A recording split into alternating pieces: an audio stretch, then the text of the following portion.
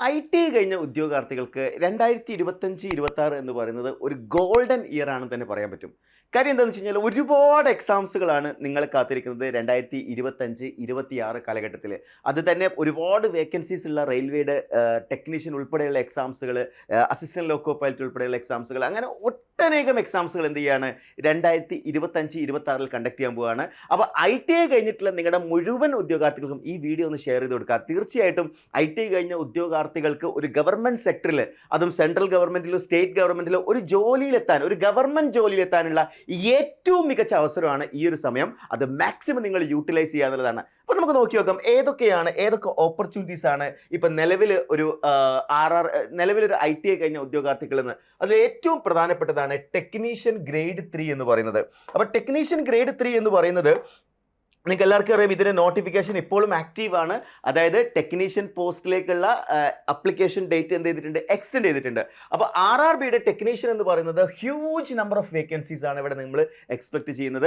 അതായത് ഓരോ പോസ്റ്റിൽ, അതായത് നിങ്ങൾ ഏത് കാറ്റഗറി ആയിക്കോട്ടെ, ഫിറ്റർ ആയിക്കോട്ടെ, അല്ലെങ്കിൽ ഇലക്ട്രീഷ്യൻ ആയിക്കോട്ടെ, വയർമാൻ ആയിക്കോട്ടെ, അങ്ങനെ എല്ലാ കാറ്റഗറിയിലും എന്ത് ചെയ്തിട്ടുണ്ട്, ഈ പറഞ്ഞിരിക്കുന്ന RRBയുടെ ടെക്നീഷ്യൻ പോസ്റ്റിലേക്കുള്ള നോട്ടിഫിക്കേഷൻ നിങ്ങൾക്ക് അപ്ലൈ ചെയ്യാവുന്നതാണ്. ഇതൊരു ബിഗ് ഓപ്പർച്യൂണിറ്റിയാണ്. റെയിൽവേയിലാണ് നിങ്ങൾക്ക് ശരിക്കും പറഞ്ഞാൽ ITI കഴിഞ്ഞ ഉദ്യോഗാർത്ഥികൾക്ക് ഏറ്റവും കൂടുതൽ അവസരമുള്ളത്. അപ്പോൾ ഈ ഒരു അവസരം നേടിയെടുക്കണം എന്നുണ്ടെങ്കിൽ കൃത്യമായിട്ട് നിങ്ങൾ എന്ത് ചെയ്യണം, വളരെ നേരത്തെ തന്നെ പഠിച്ചു തുടങ്ങേണ്ടതായിട്ടുണ്ട്. നോട്ടിഫിക്കേഷൻ ഇപ്പോൾ വന്നതേ ഉള്ളൂ. അതുകൊണ്ട് തന്നെ നിങ്ങൾക്ക് എക്സാമിന് ഒരു മിനിമം 6 മന്ത് ടൈം കിട്ടും.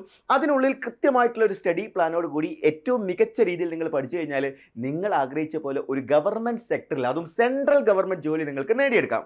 ഇനി നമ്മൾ രണ്ടാമതൊരു അവസരം നോക്കുകയാണെങ്കിൽ ഓൾറെഡി നോട്ടിഫിക്കേഷൻ വന്നു പോയതാണ് RRBയുടെ അസിസ്റ്റന്റ് ലോക്കോ പൈലറ്റ് എന്ന് പറയുന്നത്. ഇപ്പോൾ ഞാൻ ഈ പറയാൻ പോകുന്ന പോസ്റ്റുകളിൽ ഏറ്റവും കൂടുതൽ സാലറി ലഭിക്കാൻ പോകുന്നത് ഈ ഒരു പോസ്റ്റിലാണ്, RRBയുടെ ALP. അപ്പോൾ ഇതിൻ്റെ ക്വാളിഫിക്കേഷൻ ITI തന്നെയാണ്. ഒരു അസിസ്റ്റന്റ് ലോക്കോ പൈലറ്റിന് അദ്ദേഹത്തിൻ്റെ റണ്ണിങ് അലവൻസ് കൂടി കാൽക്കുലേറ്റ് ചെയ്യാന്നുണ്ടെങ്കിൽ ഡെഫിനറ്റ്ലി മികച്ച സാലറിയോട് കൂടി, അതായത് ഈ പോസ്റ്റുകളിലെ ഏറ്റവും ഹയസ്റ്റ് സാലറി ഒരു അസിസ്റ്റന്റ് ലോക്കോ പൈലറ്റിനാണ് കിട്ടുക. ഞാൻ ഇതിന് മുന്നേ വീഡിയോ ചെയ്തിട്ടുണ്ടായിരുന്നു. 50,000 മുതൽ 1 lakh വരെയൊക്കെയാണ് സാലറി കിട്ടുക. ഇതെങ്ങനെയാണ് ഈ വേരിയേഷൻ വരുന്നതെന്ന് വെച്ചാൽ, ഈ ലോക്കോ പൈലറ്റ് പോസ്റ്റ് നിങ്ങൾക്ക് എല്ലാവർക്കും അറിയാം, ഗവൺമെൻറ്റിൽ ബേസിക് പേയും ഡിയർനെസ് അലവൻസും HRAയും കൂടാതെ റണ്ണിങ് അലവൻസ് എന്ന് പറഞ്ഞിട്ട്, അതായത് ഒരു കിലോമീറ്റർ അലവൻസ് കൂടി നിങ്ങൾക്ക് ലഭിക്കുന്നുണ്ട്. അതായത് നമ്മളൊരു കിലോമീറ്റർ റൺ ചെയ്യുകയാണെങ്കിൽ അതിന് ഇത്ര എമൗണ്ട് എന്നുള്ള രീതിയിൽ നിങ്ങൾക്ക് ക്രെഡിറ്റ് ആവും. അതുകൂടി ചേർക്കുന്ന സമയത്താണ് ഏറ്റവും ഹയസ്റ്റ് സാലറി ആകുന്നത്. അപ്പോൾ ഇത് രണ്ടും എന്താണ്, റെയിൽവേയുടെ ഭാഗത്ത് നിന്ന് ITI കഴിഞ്ഞ ഉദ്യോഗാർത്ഥികൾക്ക് ലഭിക്കുന്ന അവസരമാണ്. അപ്പോൾ ഇതിൽ തന്നെ നമ്മൾ നോക്കുകയാണെങ്കിൽ നിയർലി ഒരു 10,000 അടുത്തൊക്കെ നമുക്ക് എന്ത് ചെയ്യുന്നുണ്ട്, വേക്കൻസീസ് വരുന്നതായിട്ട് കാണാൻ സാധിക്കുന്നുണ്ട്. മുൻ വർഷങ്ങളിൽ ഇതിനേക്കാൾ എത്രയോ കൂടുതൽ ഉണ്ടായിരുന്നെങ്കിൽ പോലും ഇപ്പോൾ അത്യാവശ്യം നല്ലൊരു നമ്പർ ഓഫ് വേക്കൻസീസ് ഇവിടെ വരുന്നുണ്ട് എന്നുള്ള കാര്യം നിങ്ങൾ ഓർത്തിരിക്കുക. ഇനി നമ്മൾ നോക്കുകയാണെങ്കിൽ അടുത്തത് ISROയുടെ ടെക്നീഷ്യന്. അപ്പോൾ ISROയിലും ITI കഴിഞ്ഞ ഉദ്യോഗാർത്ഥികൾക്ക് വർക്ക് ചെയ്യാൻ കിട്ടുന്ന ഒരു ഗോൾഡൻ ഓപ്പർച്യൂണിറ്റിയാണ്. അതായത് നമ്മളൊക്കെ വിചാരിക്കുന്ന ISRO പോലുള്ള എന്താ പറയുക സ്ഥാപനങ്ങളിൽ, അല്ലെങ്കിൽ ISRO പോലുള്ള ഓർഗനൈസേഷൻസിൽ ഒരുപാട് ഹയർ എഡ്യൂക്കേഷനുള്ള ആളുകൾക്ക് മാത്രമേ ജോലി ചെയ്യാൻ കഴിയൂ. അങ്ങനെയല്ല, ITI കഴിഞ്ഞ ഉദ്യോഗാർത്ഥികൾക്ക് ISROയുടെ ടെക്നീഷ്യൻ എക്സാംസിന് എന്ത് ചെയ്യാവുന്നതാണ്, അപ്ലൈ ചെയ്യാവുന്നതാണ്. ഓൾറെഡി നിങ്ങൾ അപ്ലൈ ചെയ്തിട്ടുണ്ടാവും, ഞാൻ അതിൻ്റെ വീഡിയോസൊക്കെ ചെയ്തിട്ടുണ്ടായിരുന്നു.